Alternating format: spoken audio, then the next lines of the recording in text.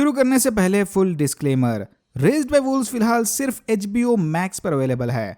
India में अभी ये किसी भी OTT प्लेटफॉर्म पर रिलीज नहीं हुआ। अगर ऑफिशियल रिलीज से पहले एक्सपीरियंस स्पॉइल नहीं करना तो इस वीडियो को यहीं बंद कर देना। जब ऑफिशियल रिलीज होगा तब आके देख लेना। बाकी लोग इस वीडियो को कंटिन्यू करें। एपिसोड 5। उस वायरस ने पॉल के आसपास एक ककून बना दिया था। अगले 24 घंटों में पॉल की बॉडी पिघल कर एक सांप में बदल जाएगी। इसीलिए इन्फेक्ट होते ही पॉल की आंखें रेप्टाइल जैसी दिख रही थी। काफी अजीब सा वायरस है भाई। मदर को पॉल की कंडीशन से ज्यादा उस वायरस के म्यूटेशन सिस्टम में इंटरेस्ट था। मदर का ये रिएक्शन देखकर सू काफी गुस्सा थी। फादर को होश आते ही उसने देखा कि उसकी साइड प्रोजेक्ट एंड्रॉइड अब पूरी तरह से रिस्टोर हो गई। इस एंड्रॉइड का थोड़ा मूड चेंज करने फादर ने उसे जोक सुनाया। जोक सुनते ही वो एंड्रॉइड अजीब से ऑटो ट्यून वॉइस में हंसने लगी। फादर इस एंशिएंट एंड्रॉइड के पहने नकाब को देखकर काफी क्यूरियस था। जल्दी फादर के समझ आ गया कि यह नकाब या व्हील एंड्रॉइड के बिल्ड का ही पार्ट था। रिस्टोरेशन के वक्त भी एक बार फादर ने पर्दा हटाने की नाकाम कोशिश की थी। फादर उस एंड्रॉइड का चेहरा देखने उतावला हो रहा था कि तभी उसे मदर ने बुलवा लिया। फादर को छुप छुप कर आता देख मदर समझ गई कि वो जरूर इससे कुछ छुपा रहा था। हॉली को ढूंढते वक्त मदर को उसका छोड़ा होलोग्राफिक मैसेज मिला, जिसमें हॉली साफ साफ कह रही थी कि वो अब मार्कस के मिथरेक ग्रुप का हिस्सा बन गई। इसे वापस मदर और फादर के साथ रहने में कोई इंटरेस्ट नहीं। अच्छा होगा अगर वो दोनों भी हॉली का पीछा छोड़ दें। हॉली के मुताबिक मदर और फादर ने बच्चों को जबरदस्ती उनके साथ किडनैप करके रखा था। देखा जाए तो हॉली ठीक कह रही थी।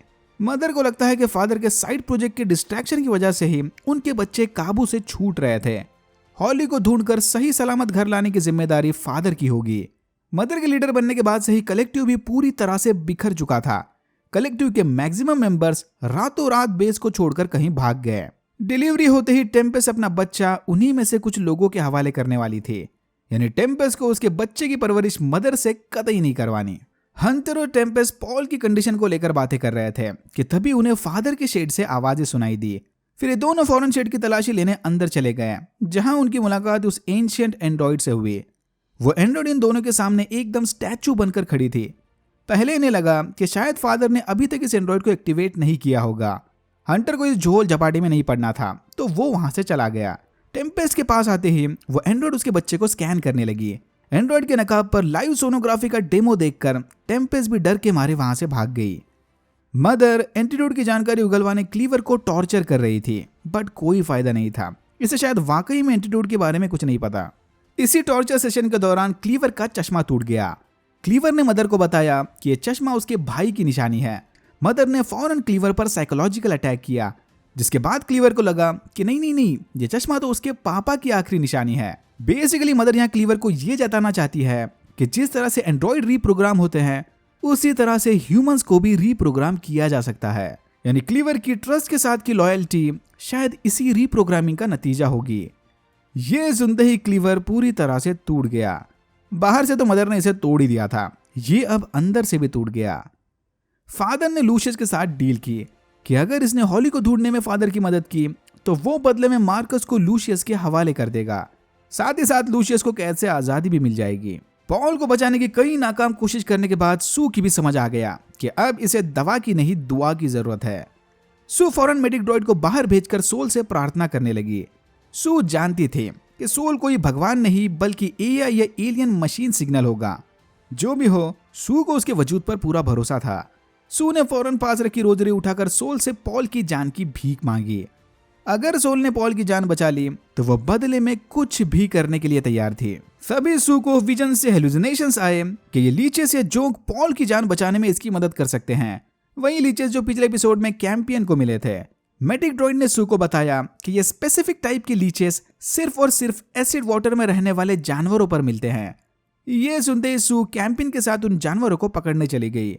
कैंपियन की मदद से बिना किसी जानवर की जान लिए सू ने वो लीचेस हासिल कर लिए और विजन्स के मुताबिक लीचेस को ले जाकर ककून के ऊपर रख दिया। दूसरी तरफ डेसिमा का शक अब धीरे धीरे यकीन में बदलते जा रहा था कि शायद मार्कस एक फेक प्रॉफिट था। इसी फेक प्रॉफिट को खुश करने के चक्कर में इसने व्रिल को मार दिया था। डेसिमा चाहती है कि मार्कस अपने आप को साबित करने कलेक्टिव पर हमला बोल दे, ताकि ये लोग ट्रेंटुला में रखे बीज हासिल करके ट्री ऑफ नॉलेज को उगा सके। बट नेक्रोमैंसर की आंखें खोने के बाद मार्कस को अब बिल्कुल रिस्क नहीं लेना। डेसिमा की बातों से परेशान होकर मार्कस टैंक से बाहर आ गया। डेसिमा और मार्कस सीड्स को लेकर झगड़ रहे थे, तो हॉली और जस्टिना मिथ्रेक के रेलिक्स को लेकर लड़ रहे थे। डेसिमा को भी लगता है कि रेलिक्स बस मिथ्रेक्स की बनाई झूठी कहानियां हैं। याद है ना, ये किंग रोमुलस का दांत हॉली को पिछले सीजन में मिला था। बस तब से हॉली इस रेलिक को अपने गले में पहन रही थी। डेसिमा चाहती थी कि हॉली इस फेक रेलिक को उतार कर फेंक दे, बट हॉली ने इस बात से साफ इनकार कर दिया। फिर मामले को शांत करने मार्कस ने हॉली से वो दांत ले लिया, क्योंकि टेक्निकली ये रेलिक किंग के लिए बना था। अब हॉली अपने प्रॉफिट को कैसे मना कर सकती थी। तभी इनकी नजर पहाड़ी पर बने पेंटागोनल टेम्पल पर पड़ी, बिल्कुल सीजन 1 वाले टेम्पल की तरह। बट ये टेम्पल आधा टूटा हुआ था। टेम्पल के पास जाकर सबने देखा कि अंदर एक लंबी सुरंग बनी हुई थी। टेम्पल में बने सुराग में हाथ लगाकर मार्कस ने एक चेन मैकेनिज्म एक्टिवेट कर दिया। आसपास बने सिंबल्स को पढ़कर जस्टिना ने भांप लिया कि शायद ये टेम्पल किसी तरह के ट्रायल्स के लिए बनाया गया होगा। डेसिमा के भड़काने के बाद मार्कस इस ट्रायल को पूरा करने के लिए मान गया। चेन पर लटकी पेंटागोनल लिफ्ट में बैठकर मार्कस धीरे धीरे सुरंग के नीचे जाने लगा। एक लंबे सफर के बाद वो लिफ्ट किसी ऑब्जेक्ट को टकराकर रुक गई। मार्कस ने देखा कि वो लिफ्ट सांप की हड्डियों के ढांचे पर टिकी थी। मार्कस हड्डियों पर पैर रखकर आगे की सुरंग में चला गया कि तभी वो सांप का ढांचा टूटकर नीचे गिर गया। शायद ये रास्ता भी सीधा प्लैनेट के कोर को जाता होगा। सामने की सुरंग को पार करने मार्कस को यह हड्डियों से बनी दीवार तोड़नी होगी। इस पूरे एपिसोड में हड्डियां ही हड्डियां भरी थी। ऊपर मार्कस की टीम बारिश में खड़े प्रार्थना कर रहे थे कि तभी व्रिल ने इन पर हमला कर दिया। डेसिमा के हमले के बाद से ही व्रिल का सिस्टम अब पूरी तरह से करप्ट हो गया था। व्रिल ने हॉली को छोड़कर बाकी सारे मिथ्रेक्स को मार दिया। डेसिमा ने टैंक में बैठकर यहां से भागने की कोशिश की थी, बट व्रिल ने उसे पकड़ लिया और अपनी तरह ही डेसिमा का चेहरा काटकर उसे चेन से लटका दिया। डैम। हड्डियों की दीवार को पार करते ही मार्कस को एक एलियन बॉडी दिखी। बॉडी की जांच करते वक्त मार्कस को यह कार्ड रेलिक मिला, जो बाकी मिले कार्ड्स के मुताबिक काफी अच्छी कंडीशन में था। मार्कस के छूते ही वो एलियन होश में आ गया। एलियन के कांटेक्ट में आते ही मार्कस के गले में लटका रोमुलस टूथ चमकने लगा। मार्कस ने फौरन वो रेलिक निकालकर जमीन पर फेंक दिया। फिर रोमुलस टूथ से कोई गैस निकलकर उस एलियन की बॉडी में घुस गई और कुछ देर बाद ही वो एलियन सीजन 1 वाले जानवर में बदल गया। सीजन 1 में हमें पता चला था कि इस प्लैनेट पर रहने वाले ह्यूमंस या प्रजाति किसी वजह से डिवॉल्व होकर इस तरह के जानवरों में बदल गए। आई थिंक इस एपिसोड में हमने उसी डिवोल्यूशन को फास्ट फॉरवर्ड में होते देखा, यानी रोमुलस टूथ का इस केप्लेट 22b पर हुए डिवोल्यूशन के साथ कोई ना कोई कनेक्शन था। एनीवेज, जानवर का रूप लेते ही उस एलियन ने मार्कस पर हमला कर दिया। धीरे धीरे वो लिफ्ट मार्कस को छोड़कर ऊपर जा रही थी। मार्कस समय रहते उस जानवर को मारकर लिफ्ट के अंदर बैठ गया। ऊपर आते ही मार्कस ने देखा कि हॉली को छोड़कर इसकी सारी टीम मारी गई। मार्कस और हॉली सबका अंतिम संस्कार कर रहे थे कि तभी वहां पर फादर और लूशियस आ गए। लूशियस वहीं पर मार्कस को मारना चाहता था, बट हॉली की खातिर फादर ने उसे रोक लिया। फादर ने लूशियस से वादा किया कि कैंप वापस पहुंचते ही वो मार्कस को उसके हवाले कर देगा। बच्ची के सामने कोई खून खराबा मत करना। लीचेस वाला इलाज काम कर गया। पॉल अब पूरी तरह से रिकवर हो गया था। एटलीस्ट दिखने में तो ये 100% फिट लग रहा है। सू ने इसे बताया कि लीचेस के बारे में इसे सोल ने हिंट दी थी। ये सुनते ही पॉल काफी खुश हुआ कि फाइनली सू भी सोल को मानने लग गई। लेकिन सू ने एक बात साफ क्लियर कर दी कि वो सोल को गॉड नहीं मानती। इसे अब भी लगता है कि वो सिग्नल या आवाजें कोई एलियन भेज रहा था। पॉल को नींद लगते ही सू को कुछ आवाजें सुनाई दी। वह आवाजें सू को टेंटुला में रखे बीज को बोने का ऑर्डर दे रही थी।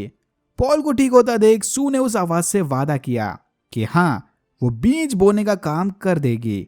और यहाँ होता है एपिसोड 5 खत्म। अगर आपको वीडियो अच्छा लगा तो please like share and subscribe for more videos like this. मैंने ऐसे और भी वीडियोस बनाए जिनके लिंक सबको डिस्क्रिप्शन बॉक्स में मिल जाएंगे। Thank you very much for watching and I'm hoping to see you in my next one.